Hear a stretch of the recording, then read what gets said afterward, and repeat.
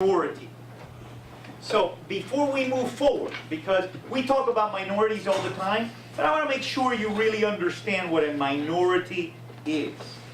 So Ms. Valmana, could you please explain to us what a minority is? Chris, you want to kind of, I understand that, but I'd like for you to kind of follow through, not just sit behind the camera. What is a minority? Like a private business. A private business. Is she right? Yes. Yeah. She's right. Is that what it is? A private business? A minority is a private business. Tell her. You know what a minority is, don't you? Oh, wait. Okay, wait. Just before you have that thought. Valentina has an answer. Yes. In a group of people, it's the least amount. Okay? In a group of people, it's the least amount. Okay. Ms. Raisala, is she right? Is it a group of businesses, or is it in a group of people, it's the least amount? Which of those two answers would be the correct answer? You think it's Valentina because you know, or because you trust Valentina? Minority means like the least of it. Okay, so you know the answer. A minority, thank you Ryan, I know that you knew it. A minority is when you take a group of people, and from that group of people, you look at certain things about them. For example, in this class, if you look at this class, only the people sitting here, who would be in the minority? Boys or girls? Boys. Don't answer Ryan, who? Boys. Why? Because there's the least amount. Because there's fewer boys than girls in this class. So boys would be in the minority. Now let me ask you this. In this class, what would be in the minority?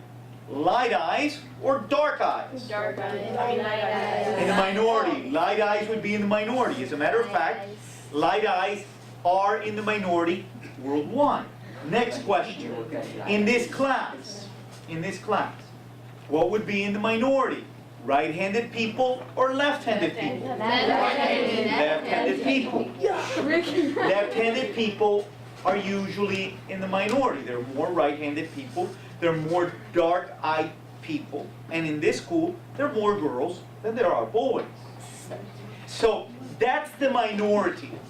Now, this particular chapter is going to be looking at minorities.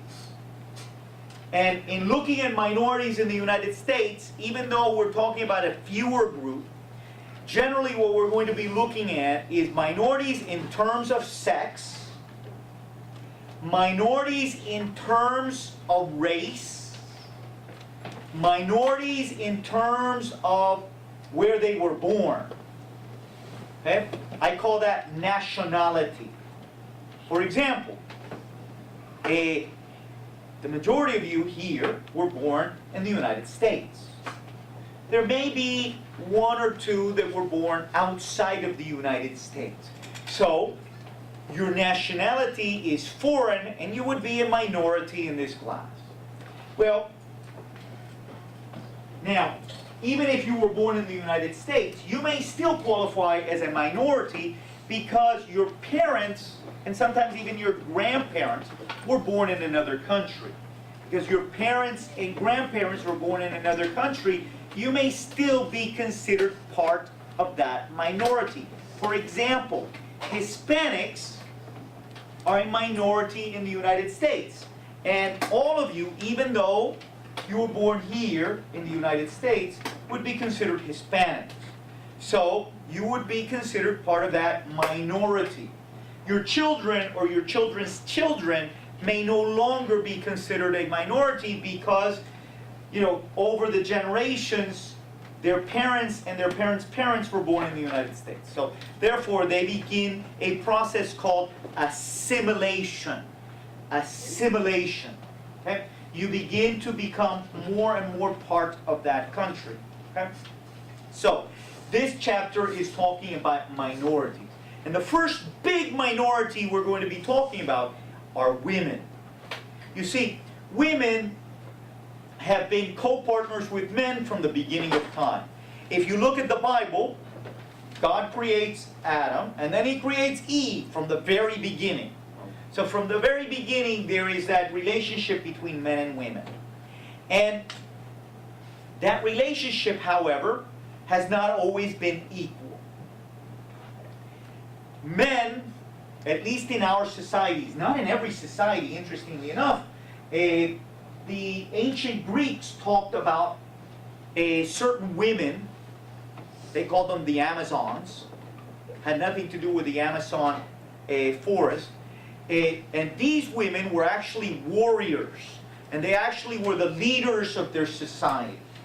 And in nature, for example, the female sometimes is the one that runs the group. For example, in a group of lions, it is the female lions that go out and hunt. The male lions don't hunt. They just stay around and get food. You know, they're kind of kept by the females in the pride. Okay?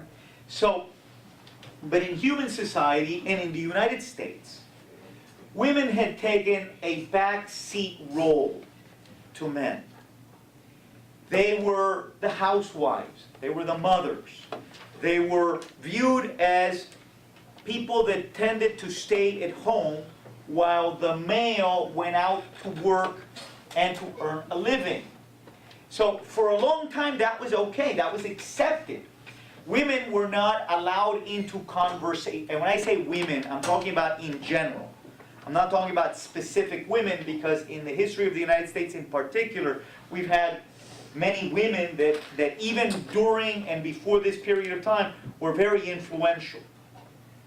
And I can think of half a dozen of them. For example, Dolly Madison, who was the wife of President Madison during the War of 1812, while he ran out of the White House because the British were coming. She stayed in the White House and made sure that all of the art in the White House, which in essence she felt was part of the belongings of the people of the United States, was saved. And as everybody was leaving, she said, I'm not going to leave. And we have some of that art. There's, for example, a great picture of George Washington that was saved because Dolly Madison stayed, even though the British were coming, and they burnt the White House down, by the way, because of her. So even before this time, there have been very strong women that have been influential in American history, but by and large, in general, women had a backseat role to men in society. So this chapter is going to be looking and talking about them and their moving forward. Number one, in the United States, in very few states did women have the right to vote. No. In the United States, the most important right that we possess is the right to vote. And the reason for that is that we have a system of government called a representative democracy. In a pure democracy, every citizen makes a choice about what that government is going to do. Like when you have a group of people to your house and you're